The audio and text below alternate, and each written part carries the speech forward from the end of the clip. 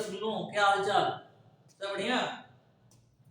तो आज हम लोग बहुत ही इंपॉर्टेंट टॉपिक कूलाम के नियम का सदिश निरूपण, जो बार बार एग्जाम में पूछता है, उसके बारे में चर्चा करेंगे। तो रसूलों आओ, आज हम लोग पढ़ेंगे कूलाम के नियम का सदिश निरूपण। देखिए, वेक्टर फॉर्म ऑफ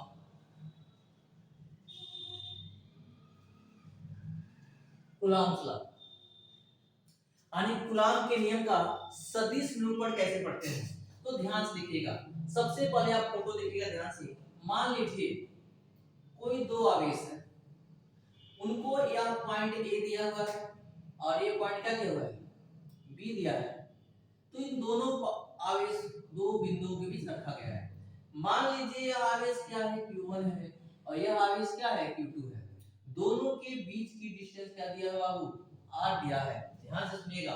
वेक्टर है तो वेक्टर फॉर्म पढ़ना है। तो देखिए, एक दोनों सेम चार्ज है, हमने क्या बोला है कि दोनों सेम चार्ज ही रखा गया है, तो एक दूसरे को प्रतिकर्षित करेंगे।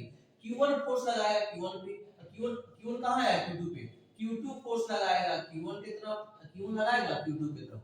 अब देखिए यह फोर्स है, तो हम कैसे लिखेंगे, लिखना सीखिए सबसे पहले, क्योंकि इसी में आपको दिक्कत होता है। फोर्स को लिख दिया। अब यह फोर्स जो लग रहा है वो कौन लगा रहा है, Q2 लगा रहा है। तो फोर्स लग किस पे रहा है, एक नंबर Q1 पे लग रहा है। तो फोर्स लग रहा है एक नंबर पे, लगा कौन रहा है, 2 नंबर वाला।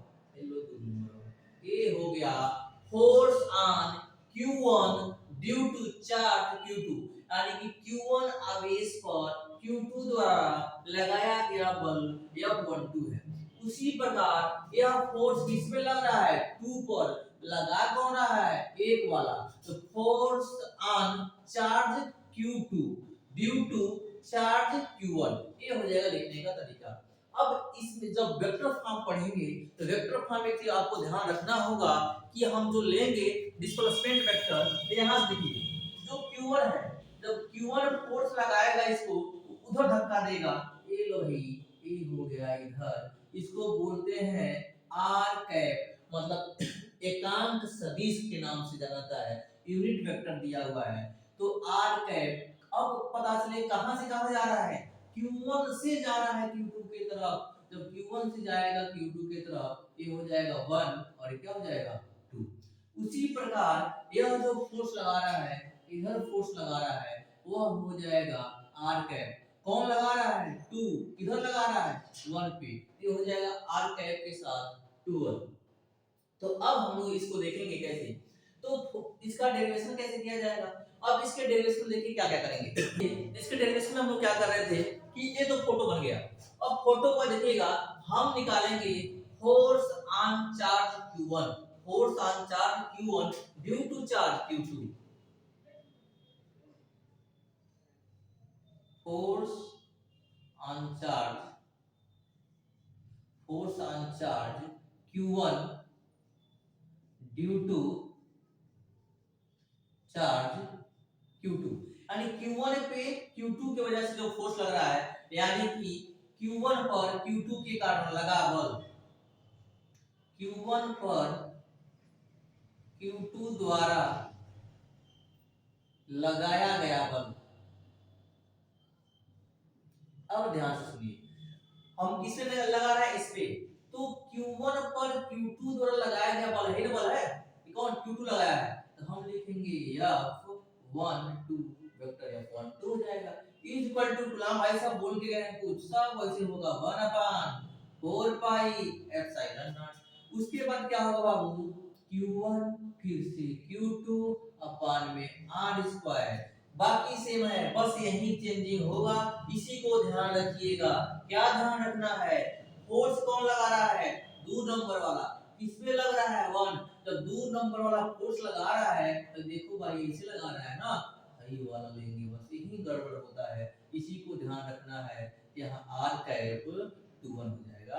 अब देखो एक चीज और टिक दिमाग में लगा सकते हो, 1 2 है तो क्या है, 2 1 है। ठीक इसी प्रकार हम आगे वाला भी करेंगे। मान लो इक्वेशन क्या है, फर्स्ट है। अब लिखेंगे क्या, Q2 पर Q1 द्वारा लगाया गया बल,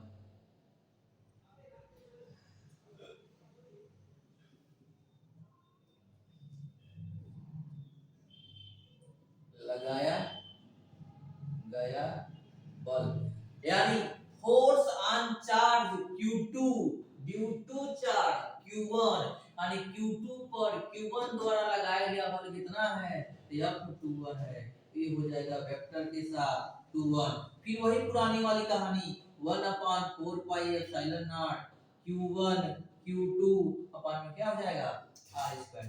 अब ध्यान से सुनिएगा, ये आर स्क्वायर होगा तो यहाँ हमको लिखना है एक अंश सदिश, यानी जो डिस्प्लेसमेंट वेक्टर है, फोर्स कौन लगा रहा है Q1, किस पे लगा रहा है Q2 पे, T लगा रहा है, ऐसे भाई कौन हो जाएगा r कैप 1 2, r कैप 1 2। ध्यान से देखिए 2 1 देखा है 1 2 है, भाई 2 1 2 है तो 2 1 है।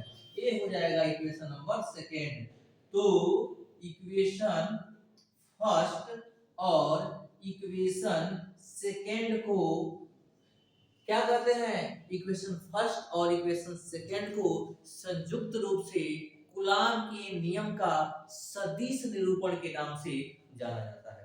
तो अगर आपसे देखिए पूछता कितने नंबर में, 2 नंबर में पूछता है, इतना लिखे छोड़ दीजिए, ठीक है।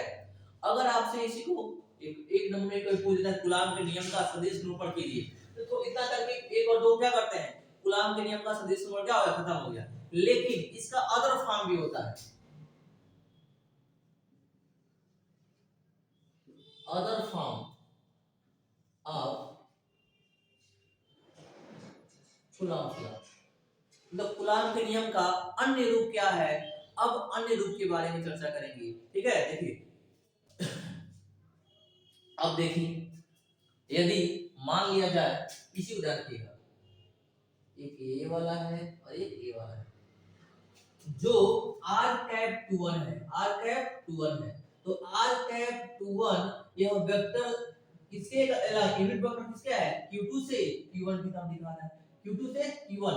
तो यहाँ हम लोग अगर 11th में वेक्टर पढ़े होंगे, ध्यान से सुनिएगा, हो जाएगा r कैप, यहाँ क्या लिखा हुआ है जी 21 इक्वल टू वेक्टर में r अपन क्या होता है r, A determinant of r। तो ये फार्मूला फिर से क्या जानते हो, और उसी प्रकार r कैप तो 2 1 है तो 1 2 हो जाएगा, 1 2 हो जाएगा तो e इक्वल टू क्या छूट गया, वेक्टर क्या हो जाएगा 2 1, यहाँ हो जाएगा वेक्टर में क्या हो जाएगा 1 2 है तो वेक्टर 1 2 अपन में क्या हो जाएगा r। अब इन दोनों के सीट पे दोनों जो सदिश वेक्टर दिया हुआ है विस्थापन सदिश वेक्टर, तो डिस्प्लेसमेंट वेक्टर को क्या करेंगे, इसके जगह पे पुट कर लेंगे। अब करेंगे now from equation first and second, first and second. अब क्या करोगे बाबू, देखो vector f 1 2 equal to 1/4 pi epsilon not q1 q2 upon में हो जाएगा r स्क्वायर।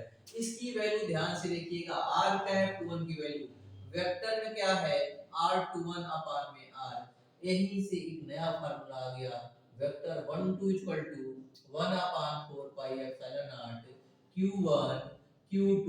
देखो r स्क्वायर है रूट है, एक और आ जाएगा, कितना हो जाएगा r की पावर 3 और ये हो जाएगा वेक्टर 2। फिर से इसी प्रकार समीकरण 2 से देखो, वेक्टर क्या है 2 1 इक्वल टू हो जाएगा 1/4 pi epsilon not q1 q2 अपान क्या r क्यूब, यहाँ क्या हो जाएगा वेक्टर में 1। ये हमारा other form of coulomb law है। अब देखिए यहाँ से होता क्या है कि आपको पता है 1 से 2, जैसे हम यहाँ से उधर जा रहे हैं, यहाँ से उधर जा रहे हैं, उधर से इधर आ रहे हैं, तो वही जब वेक्टर के फॉर्म में होता है तो हम यहाँ से जा रहे हैं इधर, तो ये हो गया प्लस डायरेक्शन। अब यहीं से पीछे की तरफ लौट रहा है, इधर आ रहे हैं, ये क्या हो जाता है माइनस डायरेक्शन।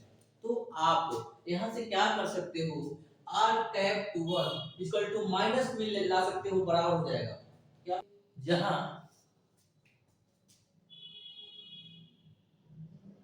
वेक्टर r12 और वेक्टर r21 एक दूसरे क्या है 1 2 2 1 विपरीत सदिश है।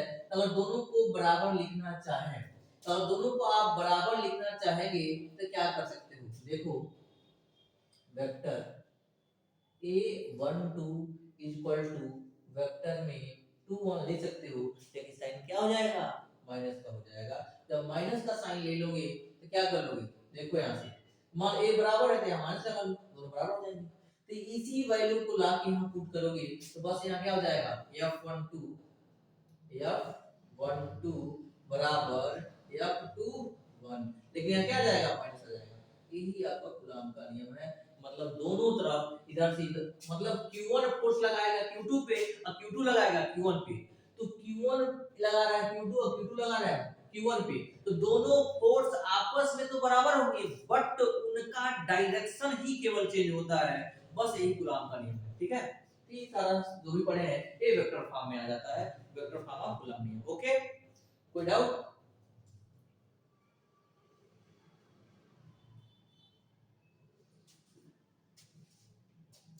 ठीक है, इसके बाद फिर हम अगला टॉपिक नेक्स्ट वीडियो पढ़ेंगे। ठीक है, ओके, थैंक यू।